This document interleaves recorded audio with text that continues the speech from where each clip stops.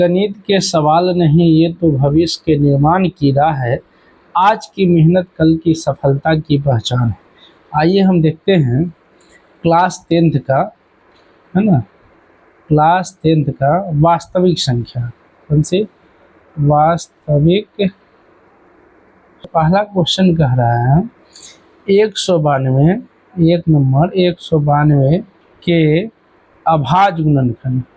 अभाज्य गुणनखंड अभाज्य गुणनखंड में दो का घातांक से जो है हम एलसीएम टाइप का काम कर लेंगे, नहीं एचसीएफ लसा निकालेंगे, 2 से निकालेंगे, हो जाएगा 9 दूना 18, 2 9 96, यानी इसका हो जाएगा 2 के पावर 1 2 3 4 5 6, 2 के पावर 6 गुने 3 के पावर 1। क्वेश्चन में करा था 2 का घातांक, तो 2 के घातांक यानी पावर क्या है 6 है, तो इसका आंसर हो है ना के अभाज्य है ना गुणनखंड के बारे में कह रहा है। ए में फिर कह रहा है 2 के घातांक, 2 इसमें भी कह रहा है 2 के घातांक।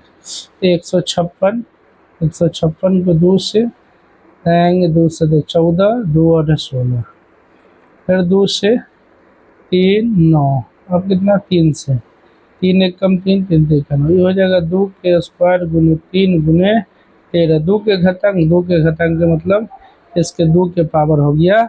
ऑप्शन बेस है जिसमें कह रहा अपरमेय संख्या को पहचानिए, तो अपरमेय संख्या क्या कहता है? गिनती की वैसी संख्या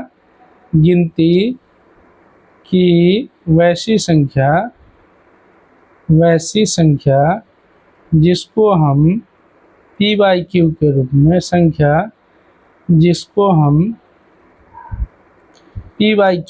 में पी बाई क्यू के रूप में नहीं लिख सकते,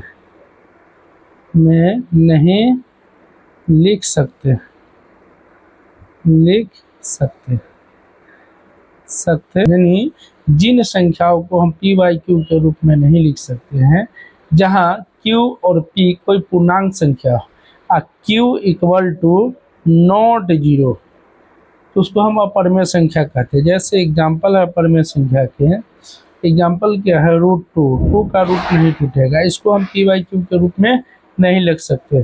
3 को नहीं लिख सकते, √5 को नहीं लिख सकते, एक पाई भी है ना, डैश डैश इत्यादि, ये सब क्या है हमारी अपरमेय संख्या है।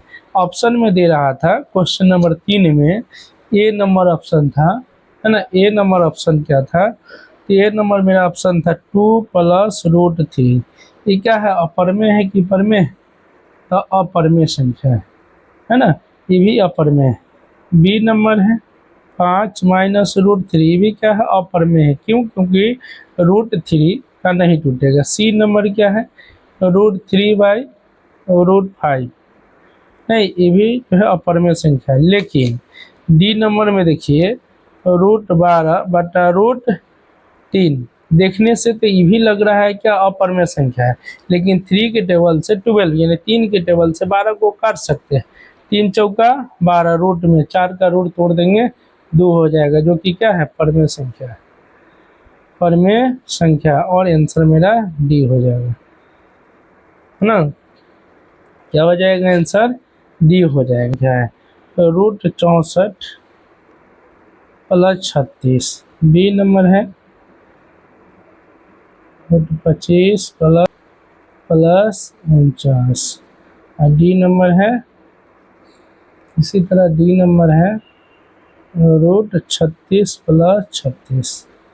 ठीक है, इसमें परमेय क्या आते हैं, इसको जोड़ेंगे तो 100 हो जाएगा, नहीं इसको जोड़ेंगे तो 50 होगा, इसको जोड़ेंगे तो 98 हो जाएगा, इसको जोड़ेंगे तो 72। देखने ही से पता लग रहा है 100 का रूट टूटेगा, यही परमेय संख्या होगा, है ना। परमेय संख्या जिसको पी बाई क्यू के रूप में लिख सकते हैं, अपरमेय संख्या जिसको पी बाई क्यू के रूप में नहीं लिख सकते। धनात्मक पूर्णांक है तो निम्नलिखित में या निम्न में से कौन धनात्मक, तो इसमें कौन नहीं होगा, तो 8 क्यू के मान धनात्मक किसको बोलते हैं, तो 0 1 2 3 4 ये सब संख्या धनात्मक है। 0 से पीछे -1 -2 -3 ये सब क्या है, ये ऋणात्मक। अब पूछ रहा है धनात्मक की बात, तो हम जो है 8 पहला ऑप्शन को चेक करते हैं। 8 क्यू के मान 1 धरते हैं, अब +1 8 एकम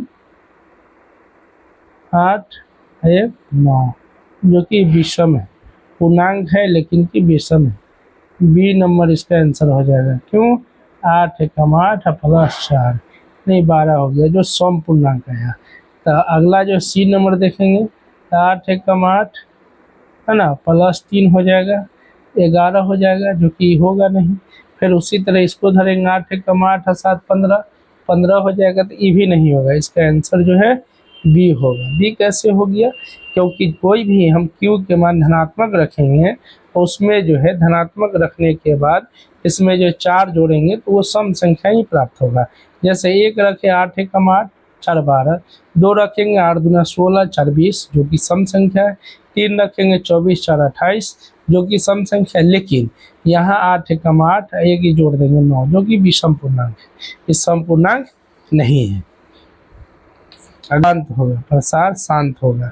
कैसे होगा, 1 नंबर ऑप्शन देख रहे हैं 15/1600, ठीक 19/210, 80 नंबर 3/88 यानी 3 ऑप्शन है, एक चौथा 8 शांत का सूत्र है P या Q बटा 2 के पावर n गुने 5 के पावर n।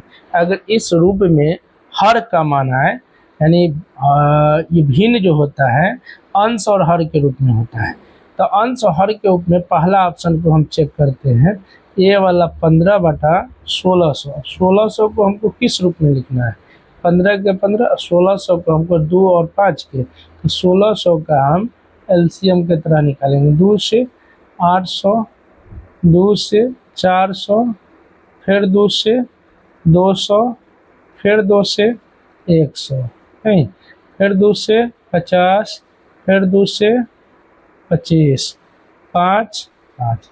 अब आ गया 2 के 2 2 4 2 6 गुने 5 के पावर कितना 2। इसका मतलब जो है इस शांत को फॉलो कर रहा है, इस फॉर्मूला को फॉलो कर रहा है, इसलिए इसका मान शांत होगा। क्या होगा, शांत। ऑप्शन क्या हो जाएगा, ए हो जाएगा, 15/16। अगर हम इसी को सॉल्व करते हैं बी नंबर ऑप्शन, तो देखिए 19 लिख दिए, अब बटा 210 है, इसको 210 को फैक्टर तोड़ते हैं, गुणनखंड 2 कम 2 0 5, 3 से 3 त्रिका 9, 3 5 15, फिर 5 से कितना आ गया 5 7 35। देखिए 19 बटा इसको 2 के पावर 1 गुने 3 गुने 5 गुने 7 आ गया। हमको जो शांत के लिए क्या फॉलो करना है, तो क्यू बटा या पी बटा 2 के पावर m और 2 के 5 के पावर m इसी रूप में है। तब इसको हम सीएस पेपर का ऑब्जेक्टिव क्वेश्चन है, दो पूर्णांक दो पूर्णांक ए और बी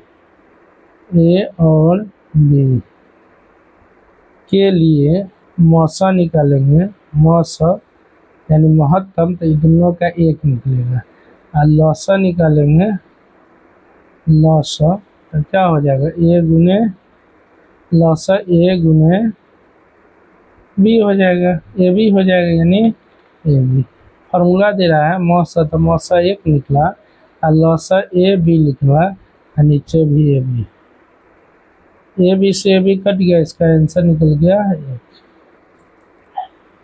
अगला क्वेश्चन 8 नंबर है। 8 नंबर का है एल्गोरिथम, यानी यदि भाग क्यू प्लस आर में ए बराबर 72 दे रहा है, क्यू बराबर 8 दे रहा है, आर बराबर 0 दे रहा है हमको बी के, तो बी का मान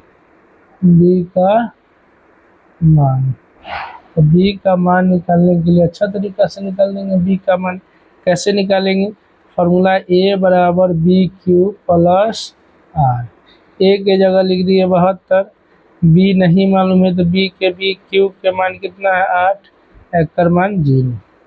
ठीक, अब जो है 72 बराबर B8 प्लस 0, B8 बराबर है ना 72, यानी B8 बराबर 72, 0 यानी क्या हो जाएगा 72 और माइनस 0 यानी हो जाएगा क्या B बराबर 0 तो 72 बटा 8, यानी B के मान कितना आ जाएगा 9 आ जाएगा। B के मान कितना हो जाएगा 9 हो जाएगा। एक दो क्वेश्चन और है, निम्न में से कौन यौगिक है? जैसे ऑप्शन 1 दे रहा है 11, बी नहीं पता लग रहा है, ये सब जो है ना अभाज्य संख्या है। ये क्या है भाज्य संख्या है, तो बी ही आंसर होगा, 21 ही होगा। लेकिन जो 10 नंबर क्वेश्चन है कौन अभाज्य संख्या है, तो कौन अभाज्य संख्या, अभाज्य संख्या। तो पहले जानते हैं अभाज्य संख्या क्या है, तो गिनती की वैसी संख्या जो सिर्फ एक से यानी तो खुद से भाग लगे, वही संख्या अभाज्य संख्या कहलाएगा। तो ऑप्शन में दे रहा है ए में 33, बी में 39, ये 3 से 11 से कट रहा है, ये भी 3 से 13 से कट रहा है, 2 से कट रहा है, 19 से कट रहा है, 31 किसी भी टेबल से नहीं कट रहा है, तो अभाज्य संख्या 31 होगा। बस।